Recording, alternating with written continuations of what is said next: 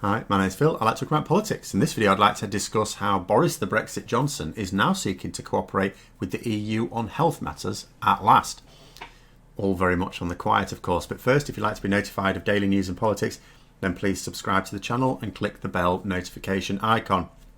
So, when Europe was gearing up to deal with the coronavirus pandemic and European health ministers were preparing to work together, Matt Hancock, our health secretary in the UK, was being banned from joining in by Boris Johnson. He wanted to get involved, he was not allowed. We were also banned from engaging in the EU procurement scheme for medical equipment, which Hancock's department were initially keen to involve itself with. The reason? Brexit mentality, pure and simple. Boris Johnson had already banned the word Brexit, keen to con people into thinking it was done and dusted on January the 31st, as opposed to the reality being that it won't be done and dusted for decades. He was forging a path towards the hardest of Brexits, and that meant abandoning all cooperation with the EU as a default position.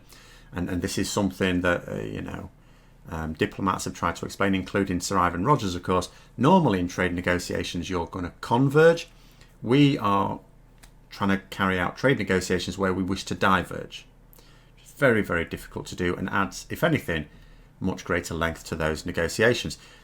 Boris Johnson wanted to be able to say that the UK can do things better on its own. He absolutely didn't want people to be able to say, oh look, the UK can't do it on its own, it's got to work with the EU. But the reality is, as has been ably demonstrated, that we can't do things on our own. Or if we can, that we're not doing for whatever reason.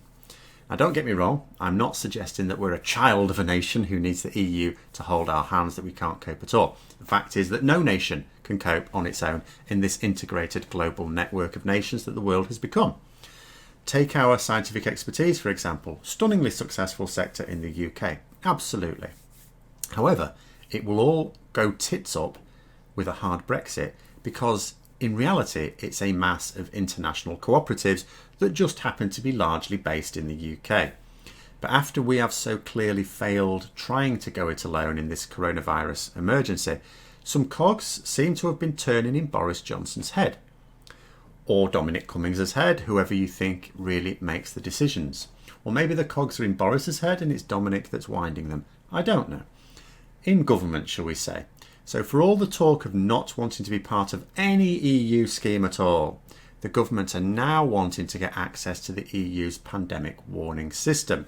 Now, it is worth remembering that although the coronavirus pandemic is clearly the worst healthcare crisis to strike Europe in a century, that doesn't follow that when we eventually come out the other side of this, that it'll be another century before we get another. Because if that were the case, then the Conservatives would not be interested at all in the pandemic warning system because they think, it's 100 years away. They don't even care about something that's 5 years away. But pandemics are becoming more frequent. And this, of course, is because of that interconnectedness of nations in the global network. So many people travelling so easily and so quickly around the globe means that a viral outbreak spreads across the world before you can possibly contain it. Coronavirus was particularly bad because symptoms take so long to show, if they show at all. Again, there's a lot of evidence that many people will become infected and be infectious without ever displaying symptoms. And it is not beyond reason that we could get over the coronavirus, only to find the anticipated flu-like outbreak waiting just around the corner. It'll almost be like that scene in Airplane where one by one people come up to slap the unconscious passenger, isn't it? The world will be on its arse. Responsible countries, of course, will definitely want to make sure that they've learned lessons this time so that if there is another one in just a few years' time, that they do not have the same issues. And it seems that even the irresponsible Boris Johnson is not completely beyond reason. He doesn't fancy being caught out again, you would think, and so wants the UK to have access to the EU's pandemic warning system. Now, it is being billed as not being members as such, because if we're not a member of the EU, we can't be a member of this system. But for all intents and purposes, it would have the same benefits and responsibilities of membership. Our engagement in the system would be similar to that of other European non-EU countries who also have access. So 2 months ago, remember, Boris Johnson blocked Matt Hancock's request to be part of this scheme, and now have changed tack completely and are asking to be able to join it as part of any eventual deal with the EU. Remember, we still have access at the moment regardless. It's not we're asking for access now. This is for after the transition period, because, you know, as per the terms of the transition period, we would get access now. That we haven't engaged with it at the moment was a political decision, not because of any matters of international treaties. And it was interesting to note that although we were not engaging with EU meetings when we were busy with our natural herd immunity response, the UK has attended every single meeting in April, and I would imagine will continue to do so in May. And as an aside, the moves do suggest to me that the government intends to push ahead with its hard Brexit. It's sometimes so hard to tell. I'm always trying to look for little bits of evidence that are the government really going for a hard Brexit, or is it just their bluff strategy again? Because either are perfectly plausible and also either extremely dangerous. But on the one hand, a hard Brexit would be instantly devastating, and you wonder how the government could possibly hope to cover it up.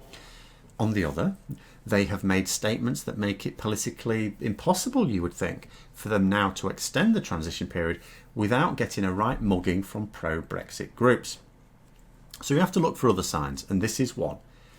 Now, if they really intended to extend the transition period at some politically convenient time, next month you would think, why risk seeking access to an EU system that you'd previously attacked on philosophical grounds, i.e. the Brexit mentality, which would inevitably be reported in the media?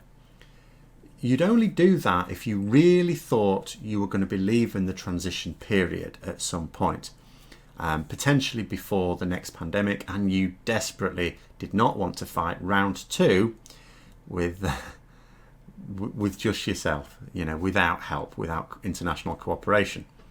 So the report is interesting for two things. One, I think it shows that the government probably does intend to leave the transition period very soon. Two, it shows that the government now accepts that it can manage things like a viral outbreak on its own. So I hope you found the video interesting. If you did, don't forget to click the like button. If you'd like to support the channel further, please also click the Patreon link for details. And until next time, I'll see you later.